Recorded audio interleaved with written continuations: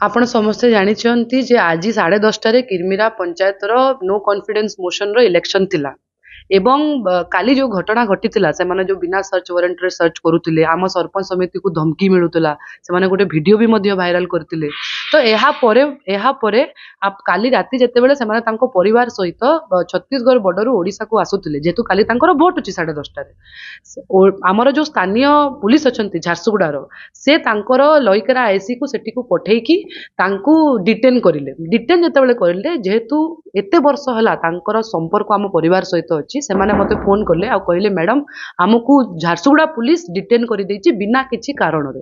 तापरे से माने गोटे चिट्ठी रे लेखि कि देले एसपी महोदय को जे आमे आम निजस्व इच्छा रे आसीचु एवं आमे काहारी प्रेशर रे आसीनु एवं आमे बुलिबा को आछू आमे जाउचु हमर वोटिंग अछि। एटा जानिला परे सेठू झारसुगुड़ा पुलिस कोन करले से तांकर केस को छत्तीसगढ़ पुलिस को हैंडओवर कर देले। तो निश्चित भाव रे एहा दर्शाउची जे से माने केते डरुचंती एवं काली राती 11 रु आज 8:30 हेलानी आज्ञा सेठरे छुआ माने अछंती सेठरे लेडीज माने अछंती तांको खाना पीना मिलुनी तांको पानी मिलुनी से माने भोकरे अछंती एवं मु कहि देबा को चाहूची 10:30 पर्यंत